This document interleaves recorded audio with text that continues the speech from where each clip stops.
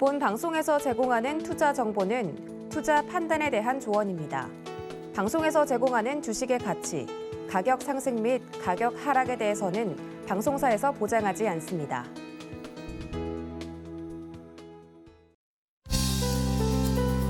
네, 시청자 여러분 안녕하십니까? 오늘장 내일장 출발합니다. 한수정입니다. 러시아와 우크라이나 간의 무력 충돌 위기가 고조되면서 미국의 3대 지수 모두 1%대로 하락을 했습니다. 다우지수 1.42% 빠졌고요. 나스닥 지수, S&P 500 지수 각각 1.23%, 1.01% 내렸습니다. 하지만 국내 시장은 상승으로 출발하게 되면서 이런 불안감과 긴장감이 다소 완화되는 듯한 모습이었는데요. 장중에는 이런 상승폭을 줄여 나가면서 현재는 각각 0.25%, 0.6% 정도의 상승세 나타내고 있습니다. 금값과 원자재 값의 상승으로 투자의 방향이 좀 다르게 흘러가고 있다고 하는데요. 시장의 흐름 어떻게 살펴봐야 될지 저희 오늘장 내일장에서 확인해 보시기 바라겠습니다. 유튜브를 통해서도 참여 가능합니다. 유튜브 검색창에 서울경제TV 검색하시고요. 방송 보시면서 시장과 관련된 궁금증 남겨주시면 반영해서 답변 도와드리도록 하겠습니다. 금일본 방송에서 제공해드리는 정보는 투자 판단에 대한 조언입니다. 해당 종목의 가치와 수익률 보장해드리지 않는다는 점 참고하시길 바라겠고요. 또 저희 서울경제TV와 서울경제신문은 당사의 브랜드입니다. 서울경제증권TV와는 무관하며 기타 유사 명칭에 주의하시기 바랍니다. 오늘장 내일장 출발합니다.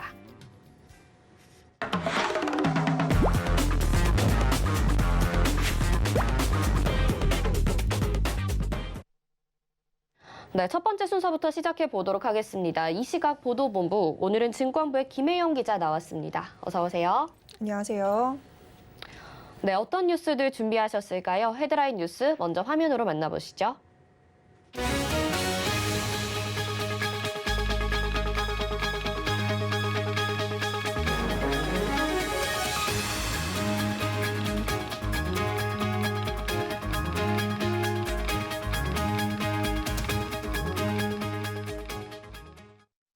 네, 헤드라인 뉴스들 화면으로 확인하셨을 텐데요. 정말 이번 주 들어서 이 우크라이나와 러시아 간의 긴장감이 최고조에 달하고 있는 것 같습니다. 첫 번째 뉴스부터 살펴볼 텐데, 러시아 푸틴 대통령이 우크라이나 동부 돈바스 지역의 독립을 승인하고 병력 투입을 명령을 했었죠. 자세한 내용을 들어볼까요?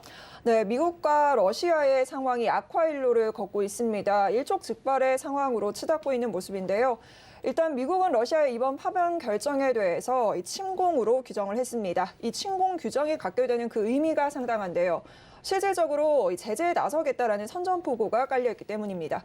미국은 간밤 실질적인 첫 경제 제재 발표를 했습니다. 이와 함께 동유럽의 미군 배치 규모를 늘리고 또 우크라이나에는 방어 무기를 지속적으로 제공하겠다라는 뜻도 함께 밝혔는데요. 이에 따라서 이번 주로 예정됐던 미국과 러시아의 외교장관 회담도 결렬이 됐습니다. 바이든 대통령은 간밤 대국민 연설에서 이것은 침공의 시작이라며 여기서 러시아가 더 나아가게 된다면 큰 대가를 치를 것이다라고 경고를 했습니다. 이와 함께 다만 아직은 최악의 상황을 피할 수 있는 시간이 마련되어 있다며 대화의 문은 열어놓은 상태입니다. 여기에 또 미국이 제재 조치를 내놨다고 하는데 구체적으로 어떤 내용들이죠? 네, 우크라이나 사태 해법의 무게 중심이 외교에서 제재로 옮겨가는 분위기입니다. 일단은 자금줄을 좀 조이겠다라는 경제 제재를 발표를 했는데요. 러시아 최대 국채은행과 함께 러시아의 금융기관 두 곳을 차단을 했습니다. 이렇게 되면 이 은행들은 서방으로부터의 자금 조달이 불가능하게 됩니다. 이와 함께 러시아의 국채에도 포괄적인 제재를 가하고 또 러시아 지도층과 그 가족에 관한 인적 제재도 가하겠다라는 방침입니다. 유럽도 이 제재에 동참을 했습니다. 독일이 전면에 나섰는데요. 독일 정부는 러시아와 독일을 잇는 가스관인 노르드스트림2의 사업을 중단한다고 밝혔습니다. 영국도 동참했습니다. 영국 같은 경우에는 러시아 은행 5곳과 재벌 3명에 관해서 영국 내에 있는 자산을 동결하고 추가적인 군인을 파병할 수 있다라고 밝혔는데요. 가장 큰 부분은 EU 외무장관들의 이 만장일치로 러시아에 대한 신규 제재를 하겠다라는 부분입니다. 자칫 이런 부분이 추가적으로 제재가 이어지게 된다면 러시아가 실질적으로 서방 국가들로부터 고립이 될 수 있는 상황이기 때문에 굉장히 큰 압박에 놓였다라고 볼 수 있습니다. 우리나라도 대응 방안을 마련하기도 했었고 여러 가지 어떤 영향들이 나올지 좀 궁금해지는 상황인데 정부의 입장은 어떻습니까? 네, 일단 정부에서는 실물 경제에 미치는 영향이 크지는 않다라고 판단하고 있습니다. 다만 앞으로 문제가 생길 수 있는 에너지나 공급망, 금융당국, 금융 부분에 관해서는 일일 점검을 통해서 동향을 예의주시하겠다라는 부분인데요. 이혁원 기재부 차관은 최근 긴장이 고조되고 있는 상황이지만 아직까지 우리 실물 경제에는 이렇다 할 이상 징후가 나타나지 않고 있다고 밝혔습니다.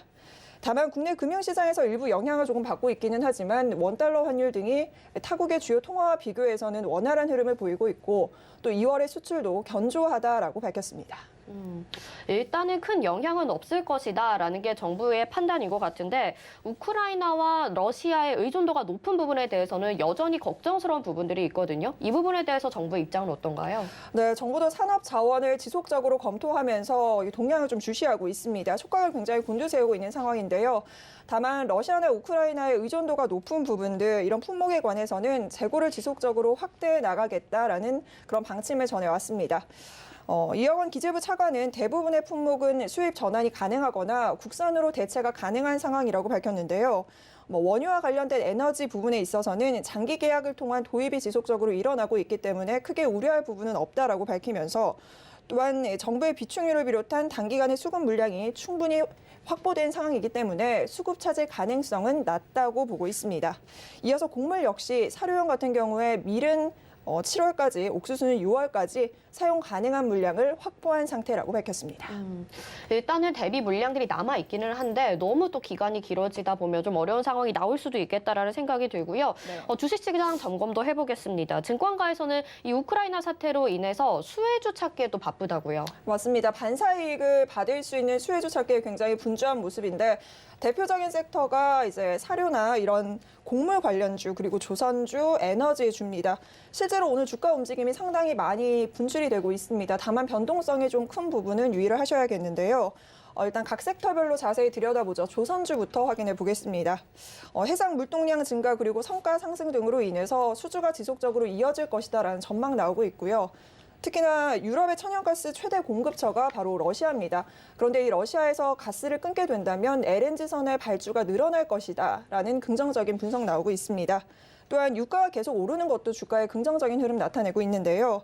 실제 유럽의 천연가스 러시아 의존율이 한 40% 정도에 달하고요. 글로벌 원유 생산량에서 러시아가 차지하는 비중도 12%에 달하는 상황입니다. 이와 함께 공급 차질 우려 그리고 가격이 오를 수 있다는 전망 때문에 사료나 에너지 관련주 그리고 곡물 관련주의 강세도 두드러지고 있습니다. 최근에 원자재 가격 상승과 함께 이런 수혜를 받는 업종들도 있으니까요. 저희 오늘장 내일장 계속해서 함께 하시면서 시장 전략 세워보시기 바랍니다. 오늘 증권부의 김혜영 기자와 함께했습니다. 고맙습니다. 네, 이 시각 보도본부 함께 하셨습니다. 이어서는 오늘 시장 들여다봐야겠죠. 이 시각 시황 브리핑 김혜연 캐스터가 전해드립니다. 안녕하십니까. 캐스터 김혜연입니다. 전일 미증시는 1%대 낙폭 보이면서 마감을 했습니다. 하지만 오늘 국내 증시는 이러한 악재들이 선반영됐다라는 인식 속에서 상승 출발을 했는데요. 하지만 미국이 러시아를 대상으로 고강도 경제 제재 조치를 발표를 했습니다. 미국과 러시아 그리고 우크라이나 간의 갈등은 여전한 상황이고요. 여기에 또 코로나19 신규 확진자 수가 오늘 16만 명 안팎으로 추정이 되고 있습니다. 이렇기 때문에 오늘의 상승분이 연속선을 가져갈 수 있을지는 여전히 의문이 된다라는 이야기도 나오고 있는 상황입니다. 그럼 이 시각 지수 상황부터 살펴보도록 하겠습니다. 코스피 지수가 상승 출발을 했지만 오전장에 다소 흔들리는 모습이 나타났었죠. 하지만 오후장 들어서 다시금 강하게 올려 세워주고 있는데요. 우크라이나와 러시아가 당장의 전면전에는 나서지 않을 것이란 해석에 무게가 더 쏠리고 있다라고 합니다. 현재 0.46% 강세 보여지고 있고요. 2,719포인트대에서 거래되고 있습니다. 이어서 코스닥 지수 확인해 보시죠. 오늘 코스닥 지수가 상대적으로 더 견조한 모습이 나타나고 있습니다. 시가총액 상위 종목단에서는 혼조세 보여지고 있는데요. 어제에 이어서 오늘도 2차 전지가 강한 모습이고요. 또 최근에 낙폭이 보였던 게임주들도 오늘은 빨간불을 켜내주고 있습니다. 현재 0.82% 강세 보여지고 있고요. 875포인트대에서 거래되고 있습니다. 이어서 수급 상황 확인해 보시죠. 개인과 기관이 매수를 해주고 있습니다. 개인이 장중에 매수 전환을 했는데요. 현재는 936억 원 매수해주고 있고요. 기관은 매수폭을 소폭 축소하긴 했지만 여전히 매수이 보여지고 있습니다. 854억 원 매수세 보여지고 있습니다. 이어서 코스닥의 수급 상황도 확인해 보시죠. 기관과 외국인의 양 매도가 8거래일 만에 들어온 상황입니다. 기관은 523억 원, 외국인은 635억 원 현재 매도이 보여지고 있습니다. 이어서 오늘 상승하는 업종 테마도 살펴보도록 하겠습니다. 조선주들이 오늘 장 초반부터 강하게 올려 세워주고 있습니다. 우크라이나와 러시아 간의 전운이 감돌게 되면서 증시 상승에는 압력을 가하고 있는데요. 반면 조선주들은 수혜가 기대가 되고 있다라고 합니다. 유럽의 천연가스 최대 공급처가 러시아인데요. 러시아가 가스 공급을 끊게 되면 LNG선의 수요가 증가할 수 있다라고 합니다. 또 러시아와 우크라이나의 갈등으로 인해서 유가도 현재 배럴당 90달러로 넘어서게 됐고요. 또 해운 운임 지수도 사상 최고치를 경신하게 되면서 이렇게 수주, 유가, 물류 세 박자가 맞아떨어지게 되면서 조선주의 주가 상승을 견인하고 있다라고 합니다. 삼성중공업 현재 6%대 강세 보여지고 있고요. STX엔진은 현재 상한가 진입을 했습니다. 삼성중공업 우선주도 역시나 현재 상한가 진입을 한 모습입니다. 이어서 오늘 하락하는 업종 테마도 살펴보도록 하겠습니다. 항공주들의 하락이 눈에 띄고 있습니다. 최근에 가파른 코로나19 확산세에도 불구하고 국내외 규제 완화로 인해서 강한 모습이 나타났었죠. 엔데믹이란 이야기 나오면서 지난달 말부터 관련 ETF도 16.9%가 넘는 상승세가 나타났었는데요. 오늘은 다소 쉬어가고 있는 흐름 나타나고 있습니다. 티웨이 항공은 현재 4%가 넘는 하락폭 보여지고 있는데요. 유상증자 결정했다라는 소식이 오늘 전해져 왔습니다. 채무 상환과 또 운영 자금을 마련하기 위해서 1,190억 원의 규모의 유상증자 진행한다라는 이야기 나오고 있고요. 아시아나항공도 현재 4.48% 하락폭 보여지고 있습니다. 그 밖에 진에어와 에어부산도 하락세 보여지고 있는 상황입니다. 이어서 증시 탑10 확인해 보도록 하겠습니다. 네, 오늘 삼성전자는 소폭의 하락세가 보여지고 있고요. 카카오 오늘 시가총액 상위 종목에서는 빨간불을 켜내는 몇 안 되는 종목 중에 하나입니다. 4거래일 연속 소폭이지만 상승세에 가져가주고 있고요. HMM은 초대형선의 누적 운송량이 300만 TEU를 넘어섰다라고 합니다. 잠시 후에 자세히 짚어보도록 하겠습니다. 이어서 서울경제가 뽑은 특징주도 확인해 보겠습니다. LIS의 주가가 하락세가 이어지고 있습니다. 차세대 유니콘 기업인 T&D의 지분을 취득했다라는 긍정적인 뉴스도 나오고 있지만 실적이 다소 아쉽다라고 합니다. 매출액이 72%가량 하락을 했다라고 하고요. 영업이익도 적자 전환했다라고 합니다. 카카오페이는 오늘 강보학권 속에서 움직이고 있죠. 제2의 먹튀 논란을 막기 위한 의무 보유 기한을 강화한다라는 이야기 나오고 있습니다. 퓨란티어 오늘 상장 첫날인데요. 강한 모습 나타나고 있습니다. 공모가가 15,000원이었는데 현재 33,000원 부근에서 거래가 되고 있습니다. 카메라 모듈 관련 자동화 장비를 개발하는 업체라고 합니다. 그럼 먼저 HMM부터 살펴보도록 하겠습니다. HMM이 8거래일 연속 상승세 보이다가 오늘 장중에 또 하락 전환을 한 모습인데요. 물류 대란에 따른 수혜가 올해도 이어질 전망이라고 합니다. 호실적 발표 이후에 이튿날부터 5거래일 동안 주가가 20%가량 상승을 했다라고 합니다. 영업이익이 652% 증가하게 되면서 지난 9년간의 영업 손실을 한 번에 털어냈다라고 하는데요. 다만 해상 운임이 올해 상고하저 흐름이 나타날 수 있다라는 우려의 목소리도 나오고 있는 상황입니다.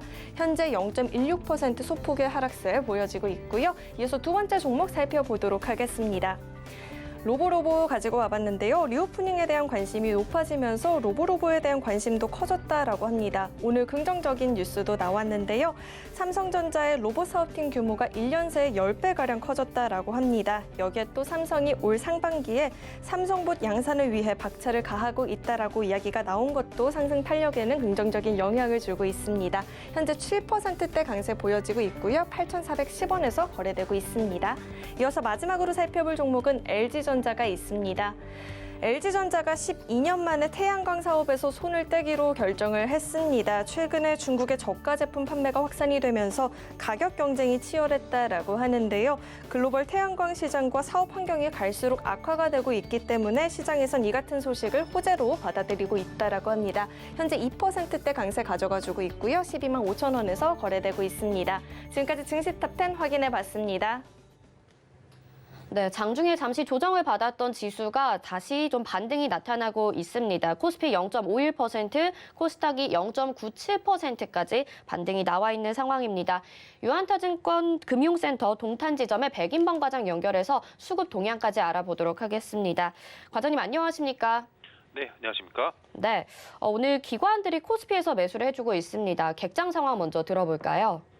네, 오늘 기관만 코스피 시장에서 좀 매수세를 보이고 있는 모습 속에서 그리고 외국인과 기관 모두 오후 들어서까지 좀 그래도 좀 매도 폭이라든가 매수세를 좀 늦추지 않는 이런 모습을 보이면서 지수 상승세를 좀 견인하고 있는 모습입니다.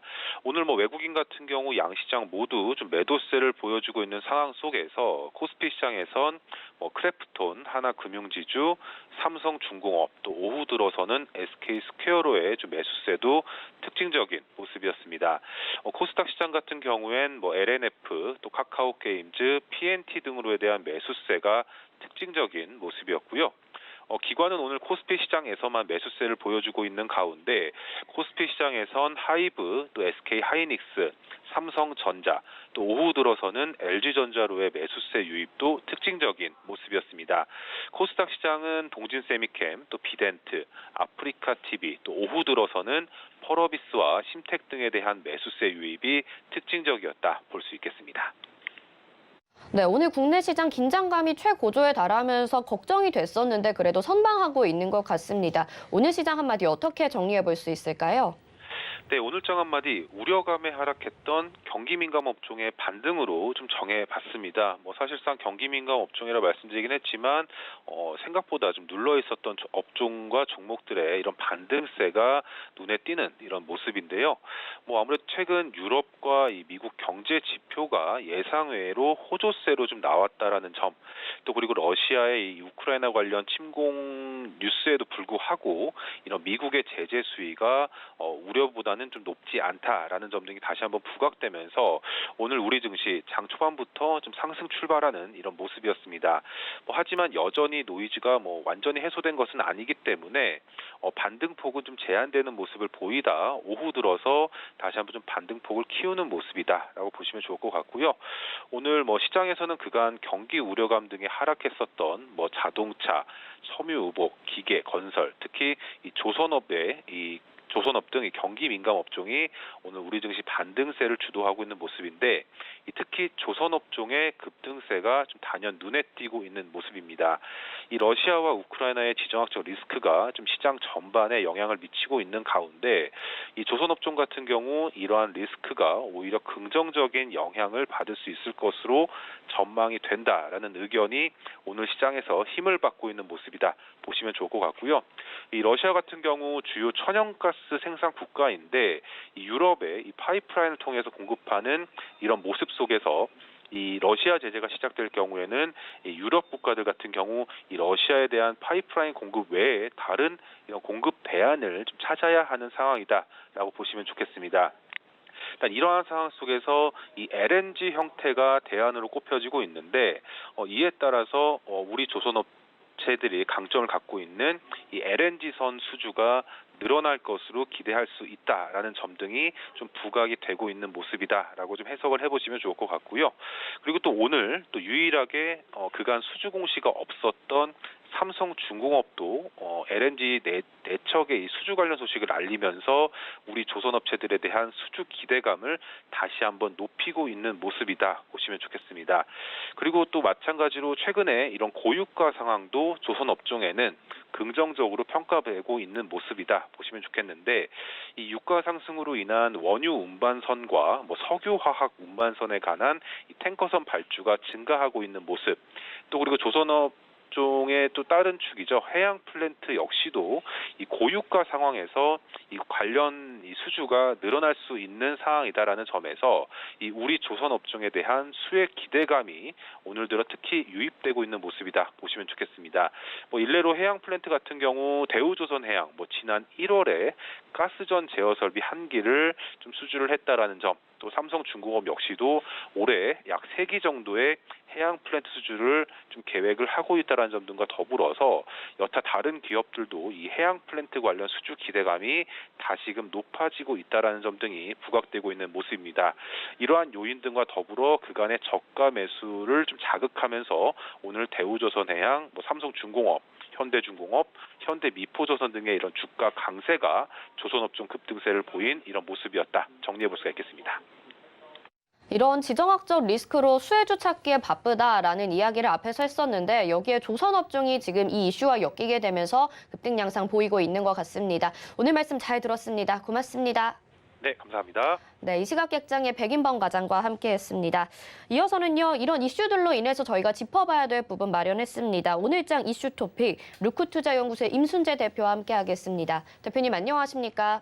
네, 안녕하십니까? 네. 미증시가 러시아와 우크라이나의 갈등 심화로 하락을 하게 됐습니다. 최근에 이 이슈로 인해서 글로벌 증시 전반적으로 부진했었던 모습이고요. 미증시가 좀 가장 타격을 많이 받고 있는 것 같기도 하거든요. 이런 원인 좀 뭐라고 보시는지 흐름까지 한번 짚어주시죠. 네, 일단 전일자 미국이 이제 우크라이나 사태 때문에 이제 3대 지수가 큰 폭으로 하락 마감을 했습니다. 그 이유 중에 하나는 이제 월요일 날 이 증시가 이제 대통령의 날로 휴장을 했었던 여파가 좀 가장 크지 않았을까라는 생각이 들고 있고요. 그만큼 이제 우크라이나 사태가 본격적으로 미국 시장에 반영이 됐다라고 보시면 되겠습니다. 특히 이제 미국이 러시아가 이제 한 행동에 대해서 상당하게 이제 불편함을 이제 나타냈다라고 보시면 될 것 같은데요. 미 바이든 대통령 같은 경우는 러시아가 독립을 이제 인정을 우크라이나의 그 친러 자치 지역에 대한 독립을 인정하고 그다음에 관련돼서 평화 유지군을 참여했다라는 것을 우크라이나 침공으로 인식하고 관련된 제재를 착수했다라는 게 시장에서 상당한 불안작용을 했다라고 보시면 되겠습니다. 미국은 일단 러시아 제재를 일부 착수한 상황이다라고 보면 되는데요. 일단 러시아 대형은행 두 곳과 이제 거래 중단을 지금 하자라고 했고요. 그다음에 러시아 지도층과 가족에 대해서도 제재 대상으로 지금 포함을 하겠다라고 지금 얘기를 하고 있습니다.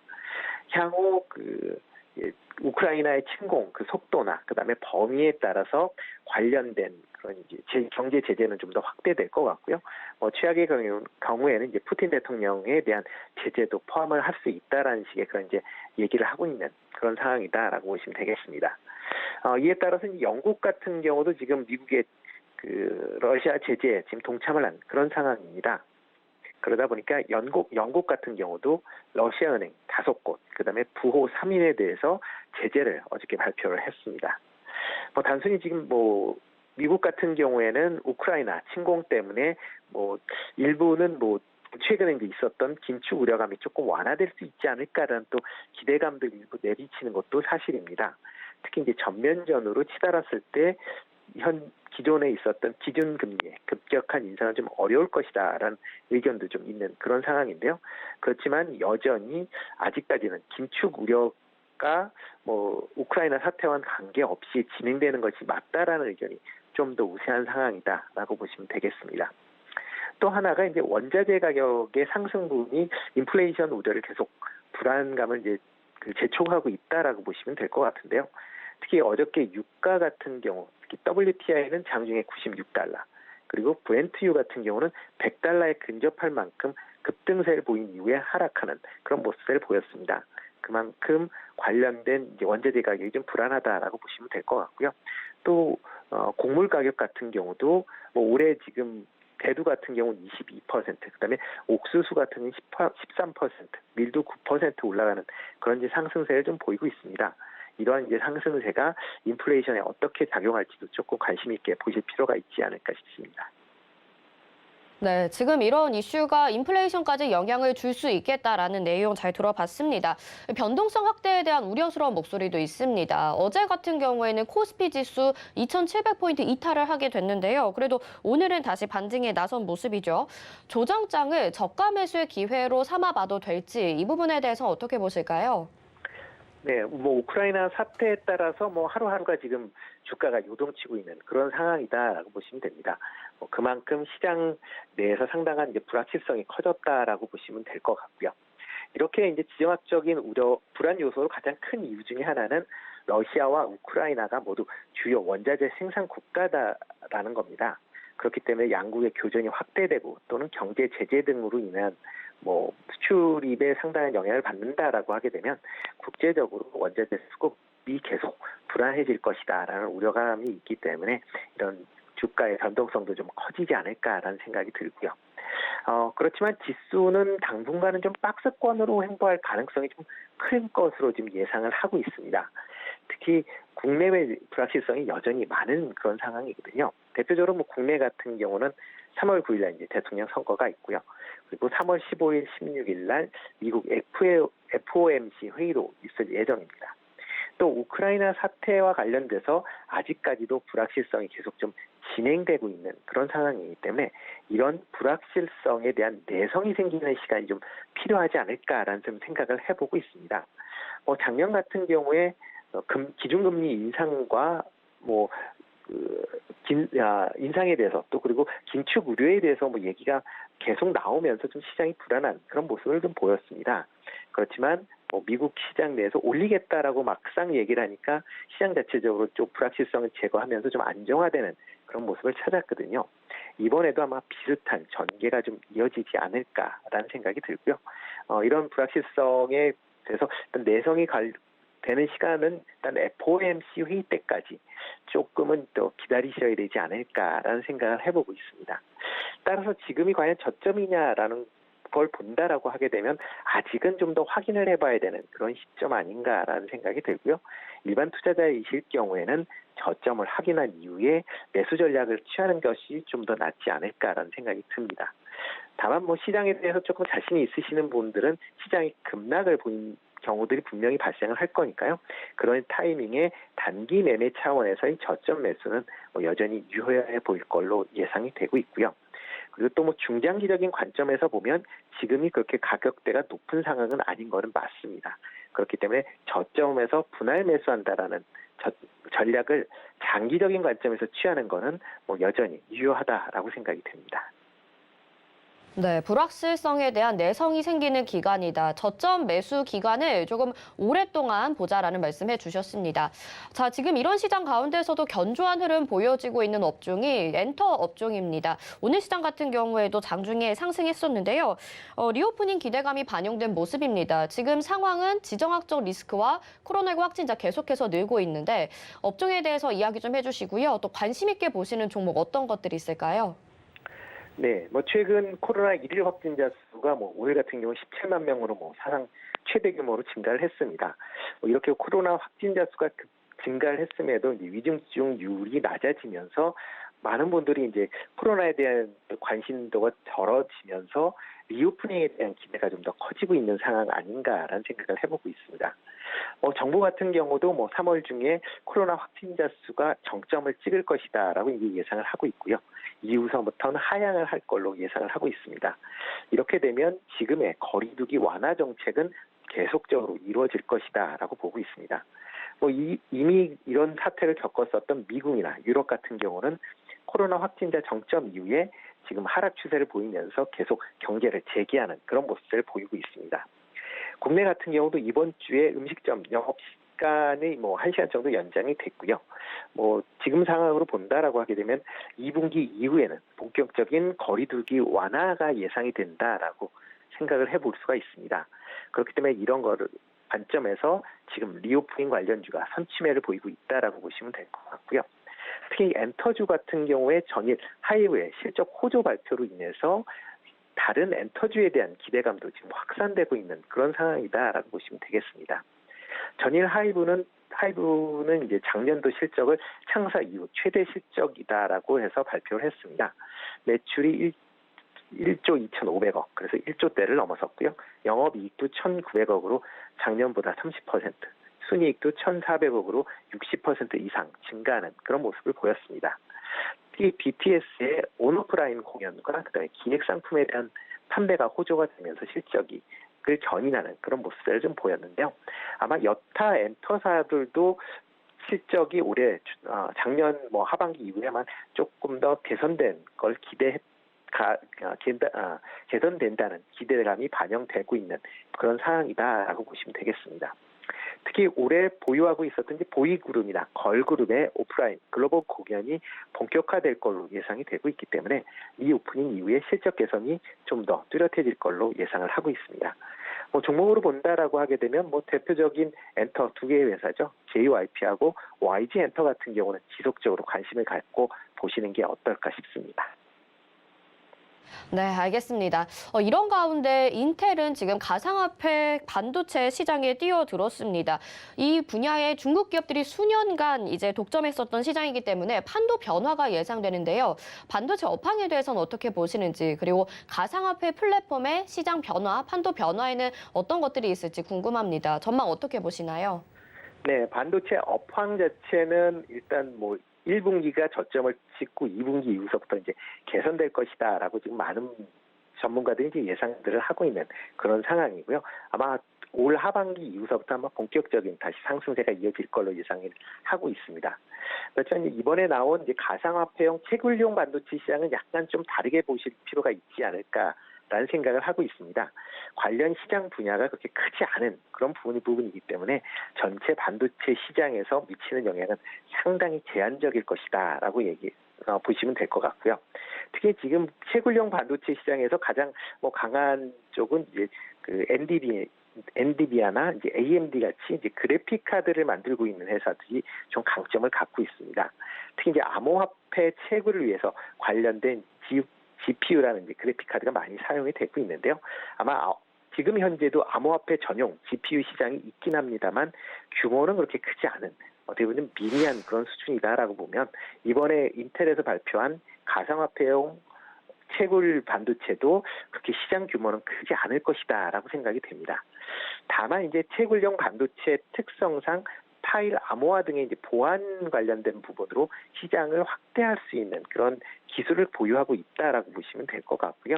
아마 크지는 않지만 그쪽 부분으로 조금 더 확대 가능성은 있는 그런 상황입니다.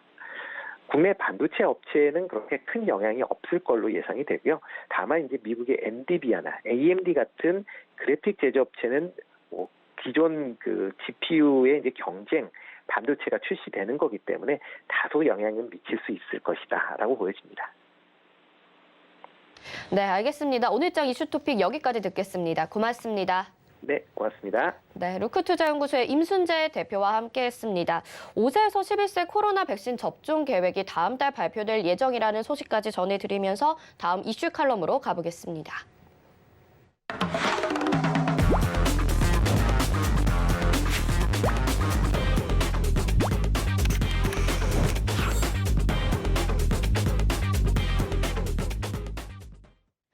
네, 시장 핵심 이슈 짚어보는 이슈 칼럼 시간입니다. 오늘은 SPM의 김영진 대표와 함께합니다. 대표님 어서 오세요. 안녕하십니까? 네, 오랜만에 뵙는 것 같습니다. 그동안의 지정학적 리스크가 시장을 정말 주도하고 있는 상황인데 자산 시장에 미치는 영향도 적지 않은 것 같거든요. 하나씩 좀 이야기 나눠볼까요? 네, 지정학적 리스크 논하려면은 정치적인 논리도 있고 역사나 지리학적인 배경까지 논할 수도 있고 또 그렇게 논하기도 하는데 그러한 것도 중요하지만 제 생각에는 투자 관점에서 놓고 자산 시장에 미치는 영향만으로 따져도 그것만 따지기에도 지금 상당히 의미 있고 복잡한 흐름이 나타나고 또 중요한 변화도 나타나고 있다는 점을 우리가 놓치면 안 되겠습니다. 그렇기 때문에 조금 더 이쪽에 세밀하게 파악하면서 접근 전략 세우는 것이 중요한 그런 타이밍이다. 이렇게 말씀을 드리겠습니다. 가장 핵심적으로 볼 수 있는 것이 우리 자산시장 쪽으로 어떤 영향을 미치는가 놓고 봤을 때는 여태까지 계속 봐왔었던 금리하고 상품 가격 이쪽이 또 이번에도 마찬가지로 포커스를 받아야 되고 중요한 변화가 나타나고 있다 이렇게 생각이 됩니다. 그 대표적으로 그래서 미국 10년물 국채 흐름하고 유가의 변화 가능성 이거를 한 표로 묶어버렸습니다. 위에 그림이 국채고 아래 그림이 유가입니다. 국채가 쫄쫄쫄쫄 계속 빠지다가 아침에 드디어 반등을 하고 있습니다. 저 하단이 거의 2%대까지 갔었던 그 금리 수준이고 지금 이건 반대로 국채 가격입니다. 그래서 빠지다가 반등세로 들어선 것이고 안전자산 선호 현상 때문에 그렇죠. 이번에 국제적인 문제 때문에요. 그리고 유가는 계속 이제 고점을 높이고 있는데 이 노이즈가 발생이 돼도 고점을 확 넘기지 못하고 있다는 점을 우리가 좀 봐야 됩니다. 결국 유가 고점을 높이기는 좀 힘들어하고 있고 미국의 10년물 국채가 좀 더 빠르게 회복이 되는 그런 모습이죠. 그러면 굳이 이렇게 연결해서 생각해 본다면 이번 지정학적 리스크에서 승자는 누구일까라고 따져보면 아직까지는 미국 재무부가 승자가 되는 것이 아니냐. 국무부나 미군이 이기는 게 아니라 주가가 올라가니까 국채 발행을 그동안에 많이 했었던 미국 재무부가 결국 웃게 되는 것이 아니냐, 저는 그렇게 생각이 되고 있습니다. 그래서 이 단순히 절대 레벨로 따질 것은 아니지만 시장의 안정을 찾는 것에 큰 의미를 둘 수가 있겠고, 그 배경이 안전자산 선호 현상이라는 점은 약간 단점이긴 한데, 어찌되었건 바닥을 잡아가기 시작했다는 점에 포커스를 맞출 필요가 있어 보입니다. 유가 경우는 이러한 리스크 요인이 유가에는 결정적으로 상승의 요인이 되는데도 불구하고 탄력을 이렇게 키우면서 신고점을 내지 못하고 있다는 점도 우리가 놓치면 안 되겠습니다. 자칫 잘못하면 지금 여기가 정점일 수도 있다는 생각 듭니다. 예전에 패드가 유가를 논할 때 시장 안정의 기본이 될 것이고 1분기에 그 가격에 정점을 치게 될 것이다라는 얘기 계속했었죠. 우리가 유가만 따질 게 아니라 내추럴 가스를 살펴봐도 비슷하게 흐름, 단기적으로는 뭐 고점을 높이려고 애를 쓰고 있지만 쉽게 높이지 못하고 있는 그런 모습 우리가 놓치면 안 되겠습니다. 시기적으로 패드가 논했었던 1분기, 그리고 수급적으로 논했을 때 오펙보다 빠른 미국 내 생산 가능성이 나타날 수 있다는 점, 이걸 한번 생각해 본다면 지금 에너지 가격에 대한 부담 느끼는 건 당연하겠지만 여기에 대한 투자를 이제 와서 생각한다는 건 상당한 리스크를 떠안을 수 있다는 점도 한번 생각해 볼 필요가 있다고 생각이 됩니다. 이번 우크라이나 쪽에서 나타난 리스크를 인해서 자산시장에 주는 요인이 긍정적인 면도 있었고, 이렇게 어느 정도 고점을 잡아가는 그런 상품 가격 쪽도 그 한계를 노출하는 것이 아닌가, 한번 그것도 한번 생각해 볼 필요가 있었다라는 것이죠. 이러한 지정학적 리스크보다 더한 일이 과연 생길 수가 있을까? 뭐 더한 일이 나타나야지만 상품 시장이 신고점을 낼 것 아닌가, 이렇게 한번 생각을 해보자라는 것입니다. 그리고 또 하나는 여태까지 이제 금리하고 상품 시장 얘기를 한 거고요. 실질적으로 우리가 FOMC 회의가 이제 며칠 남지가 않았습니다. 한 21일가량 남았고 거래일수로 따지면 15일 정도 남았습니다. 그런데 여기서도 드디어 변화가 나타나고 있습니다. 3월 FOMC 미팅에서 목표금리 확률표 오늘 다시 한번 보시면은 지정학적 리스크가 고조가 되니까 이쪽도 수그러든 겁니다. 그러니까 25bp 인상하고 50bp 금리 인상 확률이 역전이 돼버린 겁니다. 프랑스선의 25bp 금리 인상 확률이 뚝 떨어졌다가 이번에 갑자기 치고 올라오죠. 이게 일주일 전만 하더라도 25bp가 41%였고 50bp 인상이 59%였는데 이건이 역전이 돼가지고 25bp가 이제 70%가 넘는 그런 수치로 올라가 버린 겁니다.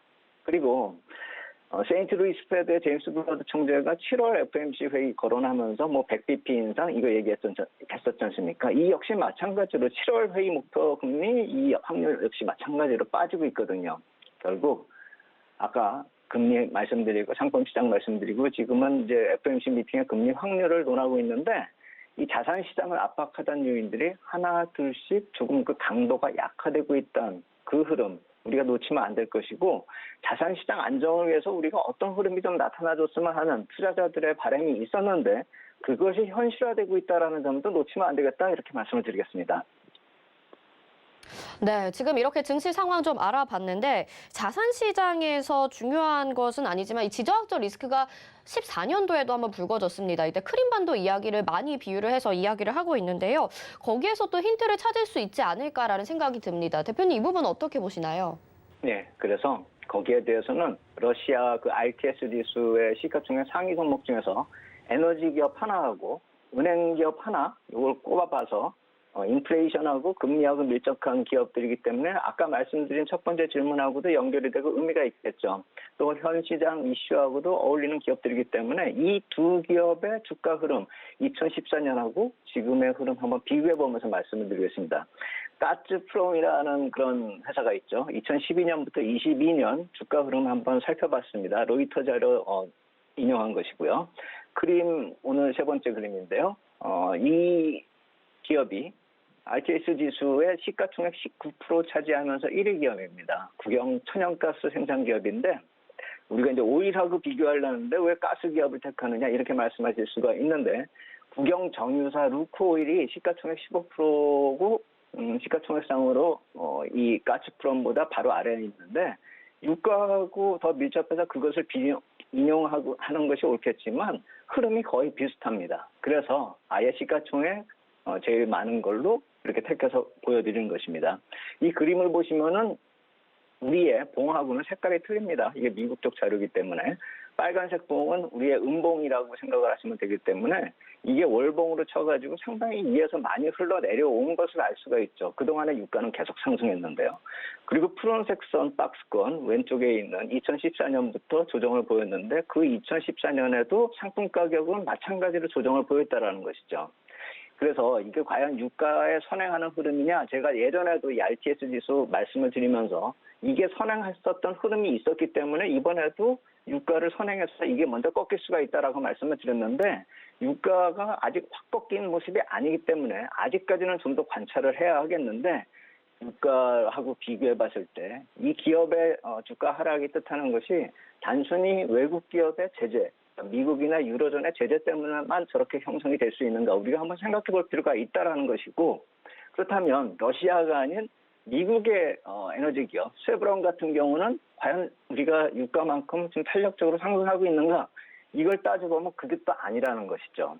그래서 러시아 국영 에너지 기업들의 주가가 그동안에 좋았다라고는 치더라도 빨리 지금 조정세로 진입된 것이 벌써 지난 연말부터이고 안 좋은 얘기들은 그때부터 벌써 이미 시작되고 지금 극한 상황까지 가고 있다라는 점을 생각을 해본다면 지금 저 주가가 저렇게 빠져내려가고 있는 것보다 더 빠져내려갈 수 있고 유가 역시 마찬가지로 문제가 언젠가 해결이 된다라고 한다면 2014년 같은 흐름이 나타날 수도 있지 않을까 한번 생각을 해볼 필요가 있다라는 것이죠. 그래서 상품 미장 조정 가능성은 항상 한번 우리가 생각을 해볼 필요가 있고요. 향후에 신고점을 높이기 전까지는 조정 가능성 계속 좀 한번 점검할 필요가 있어 보입니다. 시장에서는 계속 120불 얘기도 나오고 150불 얘기도 나오고 하는데 시장 얘기 곧바로 고지곧대로 들었다가 큰 코 다치는 경우가 너무 많았기 때문에 특히 상품 시장은 누가 어떻게 장담할 수 있는 시장이 아닙니다. 상품 시장의 최강자인 골드만삭스도 꼭지점에서 정점을 넘어선다라고 예측하다가 틀린 경우도 많습니다. 그렇기 때문에 시장에서 나타나는 주장에 대해서는 많이 우리가 걸러서 들을 필요가 있겠습니다. 그리고 두 번째 그래프, 오늘의 네 번째 그래프, 러시아의 스베르방크 한번 보겠습니다.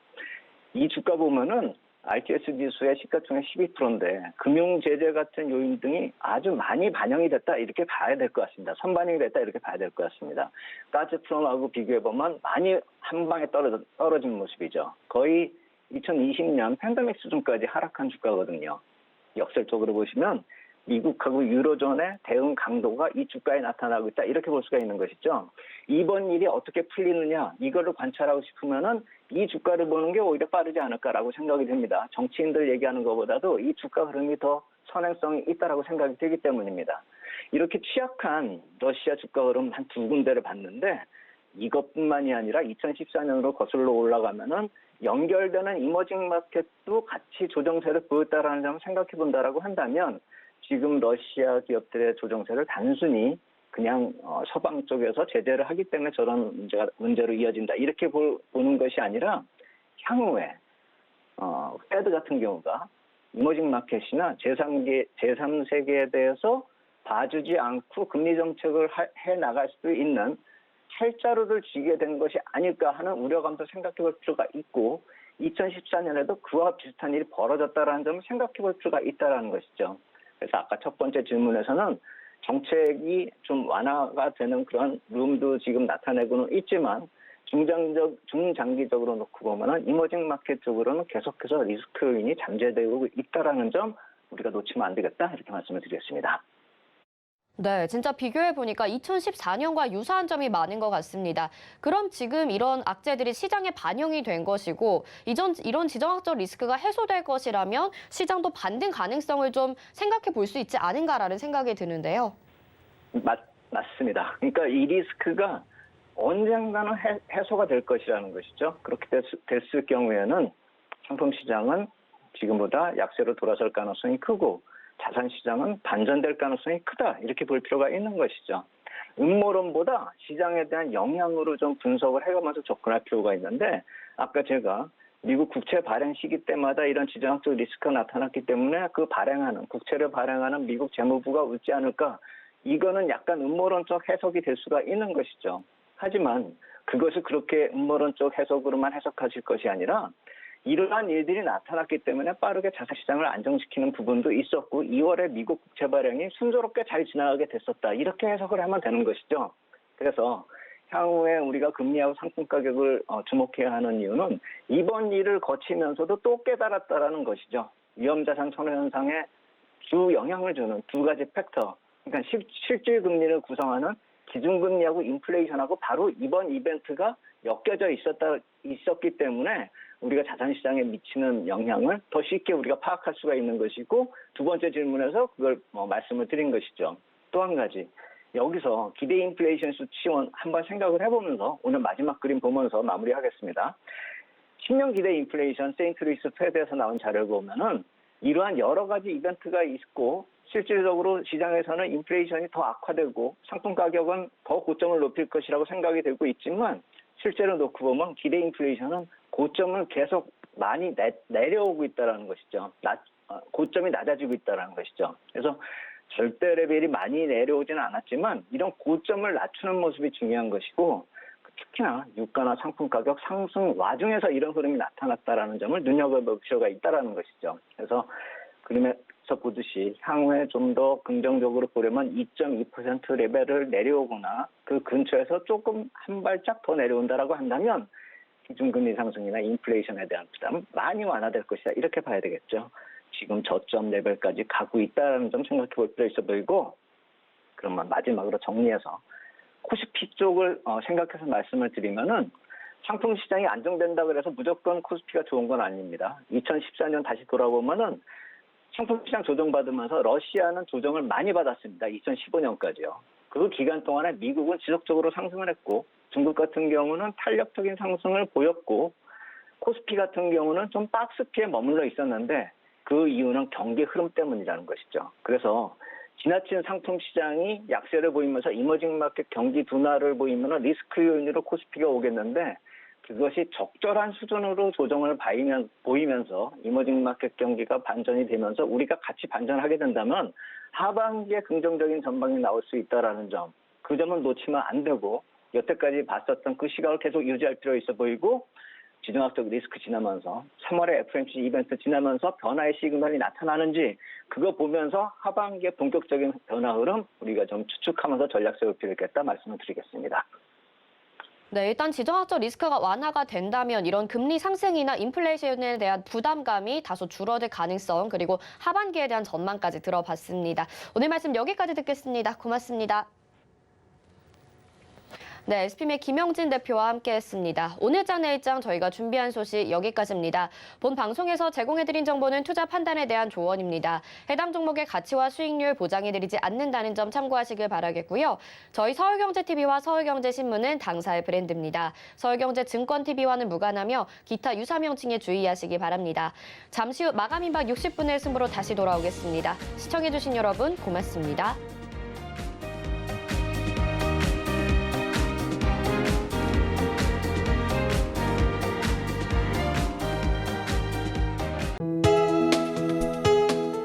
본 방송에서 제공하는 투자 정보는 투자 판단에 대한 조언입니다. 방송에서 제공하는 주식의 가치, 가격 상승 및 가격 하락에 대해서는 방송사에서 보장하지 않습니다.